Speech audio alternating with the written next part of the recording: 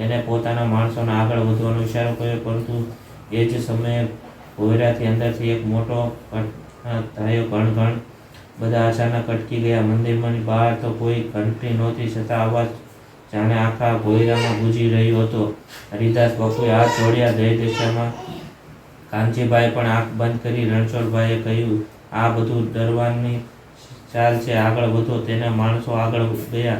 ભોંયરામાં થોડે આગળ 3 રસ્તા હતા. એક રસ્તો ડાબે, એક રસ્તો જમણે. સીધો દિવાલ પર નિશાન હતો. એક પર સોનાનું સિંહ, બીજા પર અજાણ્યું સિંહ અને ત્રીજા પર દશામાનું સિંહ. રણછોડભાઈએ તરત જ સોનાનું સિંહ જોયું. ખજાનો અહીં હશે. તે ડાબા રસ્તે દોડ્યો. કાનજીભાઈએ કહ્યું, રોકાવો, નકશામાં આ રસ્તો નથી. પણ રણછોડભાઈએ કોઈની વાત ન સાંભળી. થોડે આગળ જતાં જમીન નીચે સરકી ગઈ અને તે એક ખાડામાં બાજુ જઈ અટકી ગયો. તે ડરી ગયો. તેના માણસોએ તેને પાછો ખેંચ્યો. હરિદાસ બાપુ બોલ્યા, દશામાની જગ્યાએ લોભ લઈને આવવાનો રસ્તો મળતો નથી. કાનજીભાઈએ દશામાના સિંહ રસ્તા તરફ જોયું. આ રસ્તો સાચો લાગે છે. બધા ધીમે ધીમે આગળ વધ્યા. થોડે આગળ એક નાનું ઓરડું આવ્યું. ઓરડાની વચ્ચે ચાંદીનો દીવો પ્રગટાવેલો હતો. કોઈએ દીવો પ્રગટાવ્યો નહોતો, છતાં તેઓ હતો. પથ્થરની પેટી હતી. પેટી પર લખેલું હતું, આ સંપત્તિ તેને જ મળશે જે પહેલા બીજાની જરૂરિયાત પસંદ કરશે. કાનજીભાઈએ પેટી ખોલવાનો પ્રયાસ કર્યો. પેટી ન ખુલી. એ જ સમયે બહારથી એક બાળક રડવાનો અવાજ આવ્યો. બધા ચોંકી ગયા. આ અવાજ કેવી રીતે? કાનજીભાઈ તરત બહાર દોડ્યા. ભોંયરાના બીજા ભાગમાં એક નાનો છોકરો ફસાઈ ગયો હતો. રણછોડભાઈ માણસને તેને ત્યાં ભૂલથી બંધ ગયા હતા. કાનજીભાઈએ પોતાની સલામતી ચિંતા કર્યા વગર બાળકને બહાર કાઢવા માટે રસ્તો શોધ્યો. અંતે તેમણે પથ્થરો હટાવી બાળકને બહાર કાઢ્યો. બાળક રડવા લાગ્યું. કાનજીભાઈએ તેને ગળે લગાવી, ડરતો નહીં બેટા, દશામાં તારી સાથે છે. બાળક શાંત થઈ ગયું. કાનજીભાઈ ફરી પથ્થરની પેટી પાસે આવ્યા. આ વખતે તેમણે માત્ર હાથ મૂક્યો. પેટી ખુલી ગઈ. અંદર સોનાના દાગીના નહોતા, તેમાં જૂના બીજા અનાજના દાણા અને એક ચિઠ્ઠી હતી. રણછોડભાઈ ચોંકી ગયો. આ શું? અહીં તો સોનું જ નથી.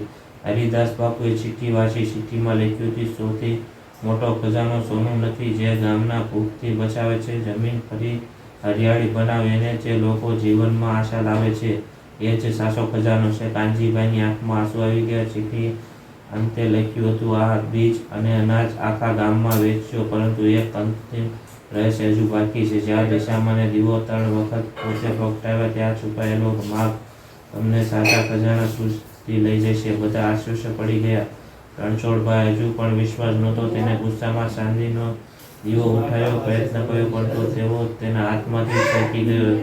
તે જમીન પર પડ્યો નહીં, હવામાં જ અટકી ગયો. બધા આશ્ચર્ય જોઈ રહી ગયા. દીવો ધીમે ધીમે પ્રકાશિત થયો. 1 વખત, 2 વખત અને 3 બીજી વખત તેનો પ્રકાશ ખૂબ જ થયો. ભોંયરાની પાછળની દિવાલ પર દશામાની છબી દેખાઈ અને દિવાલ ધીમે ધીમે ખસવા લાગી. પાછળ એક ગુપ્ત દરવાજો હતો. કાનજીભાઈએ હરિદાસ બાપુ તરફ જોયું. હરિદાસ બાપુ બોલ્યા, કાનજીભાઈ, હવે છેલ્લી કસોટી શરૂ થઈ ગઈ છે. પણ કોઈને ખબર નહોતી કે એ દરવાજાની પાસે શું હતું. કાનજીભાઈએ દીવો હાથમાં લીધો અને ધીમે ધીમે દરવાજા તરફ આગળ વધ્યો. ત્યાં અંદરથી એક જ અવાજ સાંભળ્યો, કાનજીભાઈ, પાછો ફરવાનો રસ્તો નથી. નહીં આખા ગામ માટે. કાનજીભાઈએ આંખો બંધ કરી અને બોલ્યા, જય દિશામાં. અને તમે ધીમેથી વૃક્ષ દરવાજો ખોલ્યો. દરવાજો ખોલતા જ અંદરથી ઠંડી હવાનો લહેર બહાર આવી. સામે એક વિશાળ ઓરડો હતો. ઓરડાની દિવાલ પર દશામાની ભક્તિ સાથે જોડાયેલા જૂના ચિત્રો હતા. ઓરડાની વચ્ચે પથ્થરનું એક મોટું સિંહાસન હતું. માટેની એક દીવો પ્રગટ્યો હતો. કાનજીભાઈ આગળ વધ્યો. અચાનક દીવાનો પ્રકાશ ખૂબ તેજ થઈ ગયો. એક પ્રકારના દશામાની દિવ્ય છબી દેખાઈ. કાનજીભાઈ જીવવામાં હરિદાસ બાપુ હાથ જોડ્યા. દશામાં, જય દશામાં. રણછોડભાઈ પણ પાછળ ઊભો હતો. પહેલી વાર તેના ચહેરા પર લોભ ગાયબ થઈ ગયો હતો. તે ધીમેથી બોલ્યો, માન કરજો, આખી જિંદગી પૈસા જ સૌથી મોટું. માયને આજે સમજાયું કે સાચો ખજાનો બીજું કંઈ જ નહીં. દિવાલ પ્રકાશમાંથી જાણી શાંતિ અનુભવ થવા લાગ્યો. પથ્થરના સિંહનો નીચે એક નાની પેટી દેખાઈ.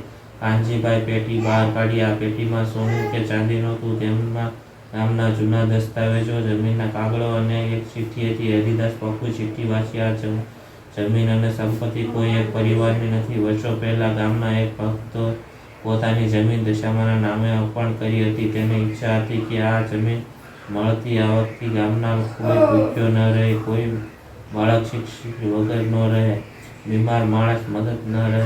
કાનજીભાઈની આંખોમાં આંસુ આવી ગયા. તેમણે કહ્યું, મા દશામાં આપણે માત્ર ખજાનો નહીં, આખા ગામની સેવા કરવાની જવાબદારી આપી છે. રણછોડભાઈ આગળ આવ્યા. તે કાનજીભાઈના પગે પડ્યા અને જતો હતો, પરંતુ કાનજીભાઈએ તેને રોકી દીધો.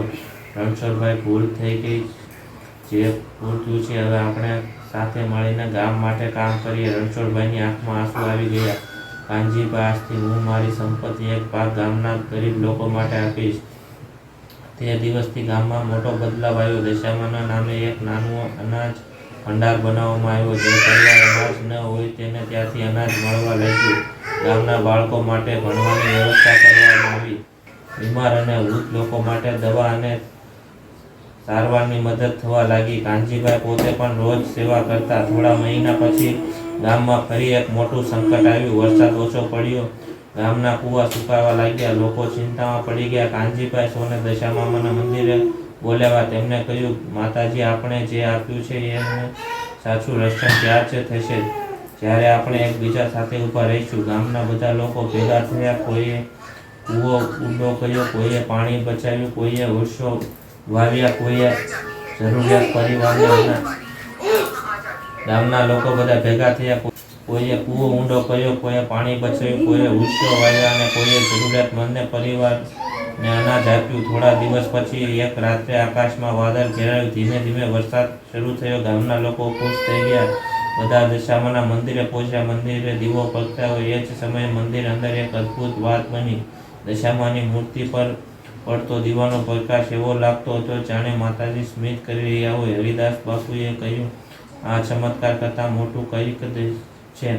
દશામાએ આપણે શીખવ્યું કે શ્રદ્ધા અને જોડાય ત્યારે આખું ગામનું સુખી બની શકે. કાનજીભાઈ હાથ જોડીને કહ્યું, મા, અમને હંમેશા સારા રસ્તે ચલાવવાની શક્તિ આપજો. જીવાબાઈએ પણ પ્રાર્થના કરી. મનુભાઈ દશામાના શરણોમાં ફૂલ મૂક્યું અને રણછોડભાઈ પોતાની જૂની લોભી માનસિકતા છોડીને ગામના સેવા કરવાનું જીવનભર વચન આપ્યું.